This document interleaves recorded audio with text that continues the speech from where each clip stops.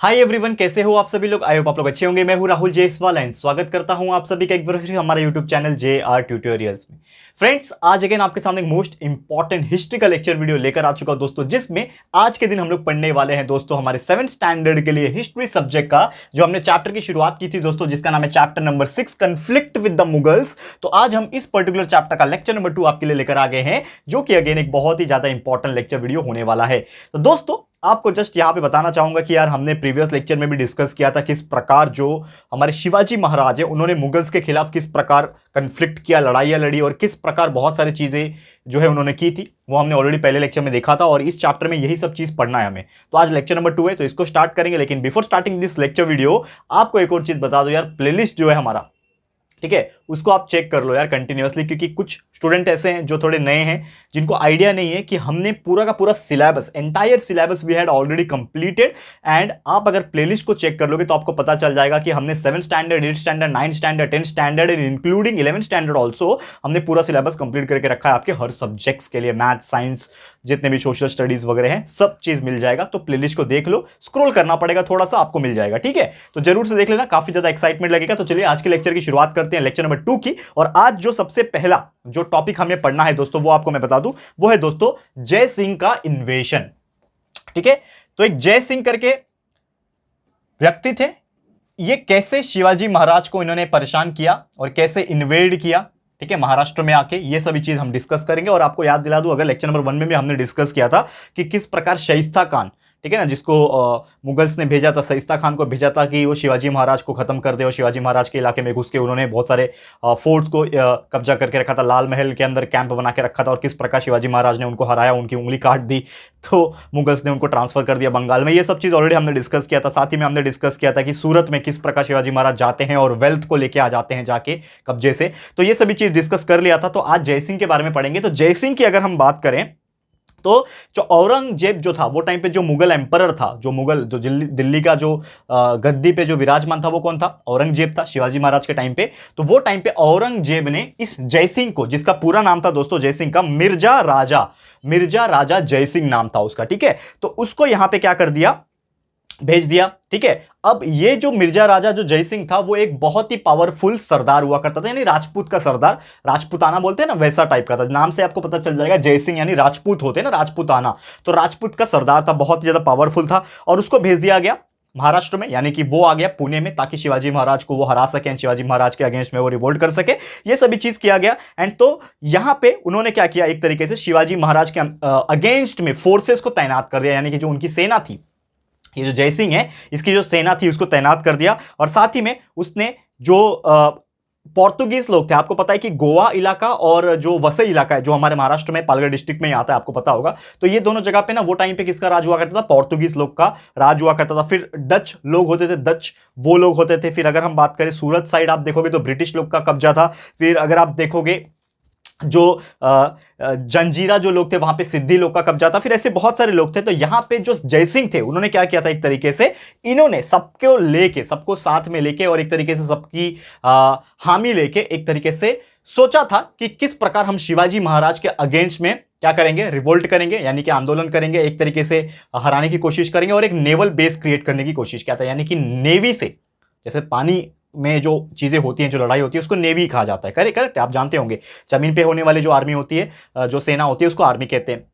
आसमान में जो होती है, जो एयरफोर्स होते हैं, वैसे ही वो टाइम पे समुद्र या फिर जो नदी वगैरह के ऊपर होता है उसको बोलते हैं नेवी। तो उन्होंने सोचा था एक नेवल कैंपेन किया जाएगा, यानी कि नदी के रास्ते, समुद्र के रास्ते जाके शिवाजी महाराज को हराया जाएगा, उनके फोर्ट्स को कब्जे में लिया जाएगा, ठीक है।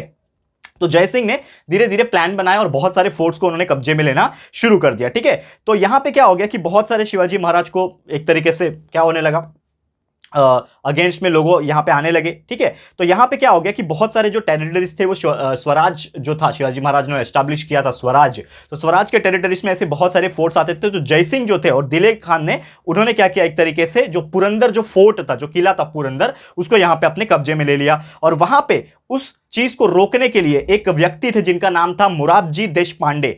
मुरारजी देशपांडे जो थे यहां पे, सही, मुरारजी देशपांडे।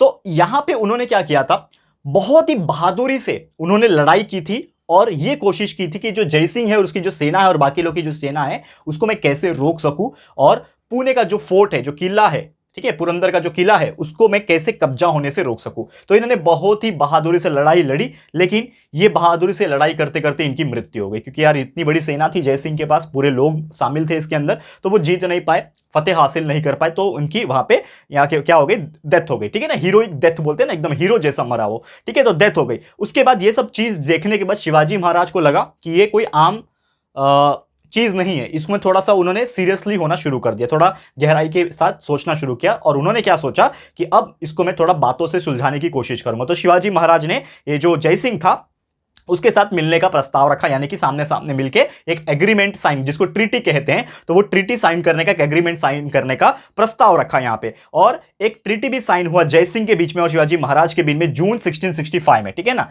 जून जो था दोस्तों, जून के अंदर, ठीक है, जून 1665 में ट्रीटी, यानी कि एक तरीके से एग्रीमेंट जो होता है ना, एग्रीमेंट साइन हुआ। किसके किसके बीच में, ये जो जयसिंह मिर्जा राजा जो था और हमारे जो शिवाजी महाराज थे दोस्तों, इनके बीच में एक तरीके से एग्रीमेंट साइन हुआ। और वो एग्रीमेंट में साफ तौर पे ये लिखा गया था दोस्तों कि यहां पे उनको अपने जो प्रोविंस है, जो शिवाजी महाराज का प्रोविंस है, उसको अगर हम छोड़ दिए थे तो बदले में आपको हमें कुछ देना पड़ेगा। और बदले में शिवाजी महाराज ने लगभग मुगल्स को अपने 23 फोर्ट 23 किले उनको वापस से देने पड़े, यानी कि जो शिवाजी महाराज ने पहले ही कब्जा कर रखा था ना बहुत सारे फोर्ट पे, मुगल्स को छीन के, मुगल्स को हरा के, वो 23 फोर्ट वापस से उनको सौंपना पड़ा, मुगल्स के हवाले करना पड़ा। एंड साथ ही में उनको एक और आश्वासन देना पड़ा, जो रेवेन्यू होता है, जो खजाना हम लोग बोलते हैं, आज के डेट में तो पैसा चलता है ना, रुपया चलता है, वो टाइम पे 4 लाख हॉर्न्स, जो कि एक रेवेन्यू का जरिया होता है, ठीक है ना, तो 4 लाख हॉर्न्स भी उनको देना पड़ा है। साथ ही में उनको ये भी वादा करना पड़ेगा कि जो मुगल्स जो आदिल शाह के खिलाफ लड़ाई लड़ेंगे तो शिवाजी महाराज मुगल्स की हेल्प करेंगे। ऐसा यहां पे एक तरीके से पूरा का पूरा एग्रीमेंट साइन हुआ, ट्रीटी साइन हुआ, तब जाके शिवाजी महाराज के जो प्रोविंस थे उन पे से ये जो चीजें था, जयसिंह का जो कब्जा था और बाकी जो चीजें इन्होंने एक्वायर करके रखी थी, ये रिलीफ वहां पे की गई। ठीक है, क्लियर है दोस्तों, तो उम्मीद करता हूं कि ये चीज आपको समझ में आ गया होगा। अब एक और यहां पे टॉपिक आ जाता है जिसका नाम है दोस्तों यहां पे आगरा। अब आगरा सुनते ही आपको मन में आता है एक thought, Taj Mahal. We know that कि ताजमहल आगरा में सिचुएटेड है, वो भी मुगल ने यानी शाहजहां ने बनवाया था, लेकिन हम उनकी बात नहीं करेंगे। हम ये बात करेंगे कि आगरा में किस प्रकार शिवाजी महाराज एक बार गए थे, किस लिए गए थे, यहां पे सब आपको पता चलेगा। एंड जाने के बाद उनको किसने कैद कर लिया और कैसे वो वहां से बच के बाहर निकल गए, एस्केप कैसे कर गए, ये सभी चीज हम लोग यहां पे इस टॉपिक के अंदर डिस्कस करेंगे। ध्यान से देख लेना, मजेदार स्टोरी बेस में बता रहा हूं। ठीक है, तो सबसे पहले हुआ ये कि जैसे ही ये जो जयसिंह का जो मैटर था, जयसिंह मिर्जा राजा का जो मैटर था वो क्लोज हो गया, क्योंकि शिवाजी महाराज ने उसके साथ डील साइन कर लिया, मुगल्स के साथ डील साइन कर लिया, ट्रीटी साइन कर लिया। ठीक है ना, पुरंदर का जो फोर्ट था उसके साथ ट्रीटी साइन हो गया।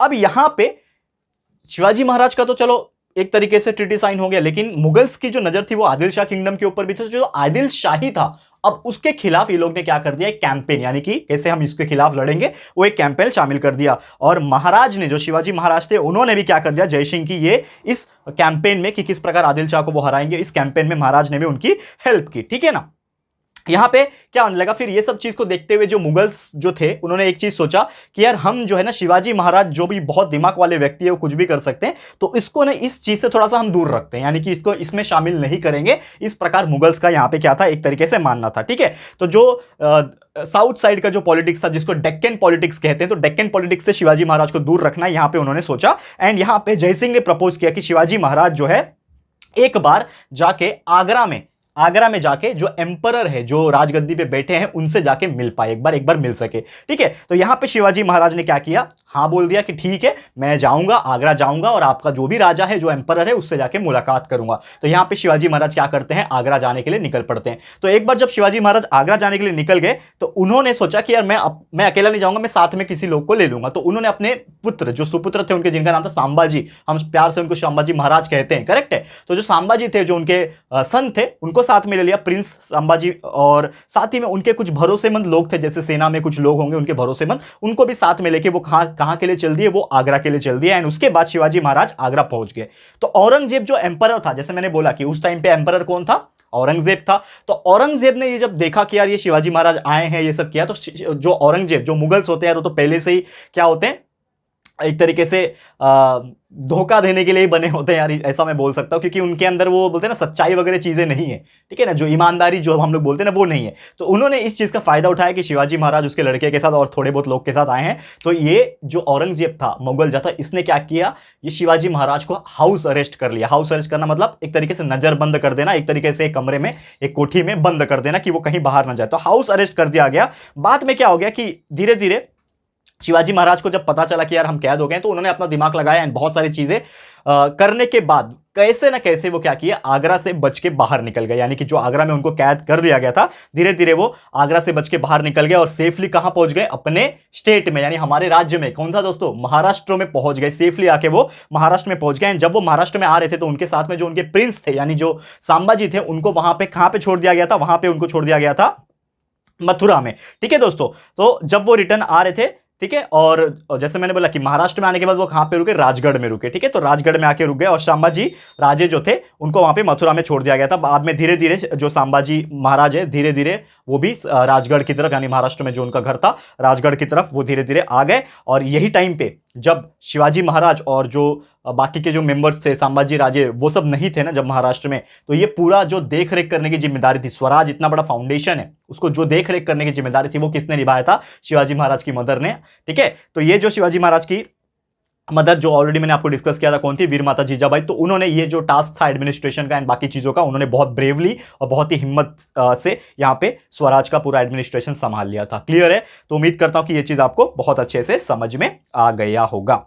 ओके, क्लियर है दोस्तों? ओके, तो यही था दोस्तों हमारा आज का टॉपिक। ज्यादा लंबा लेक्चर नहीं लेना चाहता क्योंकि ऑलरेडी थोड़े से टॉपिक्स बचे हुए हैं, तो मैं चाहता हूं कि एक और लेक्चर हो जाएगा इसके ऊपर, जो कि हो जाएगा लेक्चर नंबर 3। जैसे कि आप जानते हो कि मैं बहुत बड़े बड़े लेक्चर्स पढ़ाना पसंद नहीं करता हूं, तो लेक्चर नंबर 3 आपके लिए लेकर आ जाऊंगा। आपको पता है हम कंटिन्यूसली वीडियोस आपके लिए बनाते रहते हैं, रिकॉर्ड करते रहते हैं। तो लेक्चर नंबर 2 आज हमने देख लिया, जिसमें हमने देखा कि किस प्रकार जयसिंह का इन्वेजन हुआ था और किस प्रकार शिवाजी महाराज को बदले में 23 फोर्ट देना पड़ा। ठीक है, तो ये हमने देख लिया। एंड साथ ही में किस प्रकार आगरा वो गए, उनको कैद कर लिया गया, और किस प्रकार वो बच के निकल के महाराष्ट्र अपने राजगढ़ वापस आ गए, ये सभी चीज हमने डिस्कस कर लिया। ठीक है, तो आज के लिए यहीं पे स्टॉप करूंगा। लेक्चर नंबर 3 आपको जल्द से जल्द मिल जाएगा। कंटिन्यूअसली आप देखते रहना, प्लेलिस्ट भी चेक करते रहना, बहुत सारी चीजें आपको पता चलती रहेगी। क्लियर है? तो आज के लिए इतना ही वीडियो। ये वीडियो आपको कैसा लगा है दोस्तों, प्लीज हमें कमेंट करके बताना, अपनी राय और सजेशन जरूर से देना। वीडियो अगर पसंद आया है, अच्छा लगा है दोस्तों, तो प्लीज वीडियो को लाइक कीजिएगा, शेयर जरूर से करना यार, अपने सारे फ्रेंड्स और रिलेटिव्स को फटाफट से शेयर कर दो। एंड अगर आपने अभी तक इस चैनल को सब्सक्राइब नहीं किया है तो फटाफट से यार चैनल को भी सब्सक्राइब कर देना। साथ में एक बेल आइकन होता है, उसको प्रेस कर देना, ताकि फ्यूचर में हम कोई भी वीडियोस को अपलोड करेंगे तो आप लोग को नोटिफिकेशन मिलती रहेगी। ठीक है फ्रेंड्स, तो मिलते हैं हमारे अगले वीडियो में। ये वीडियो देखने के लिए thank you and good bye.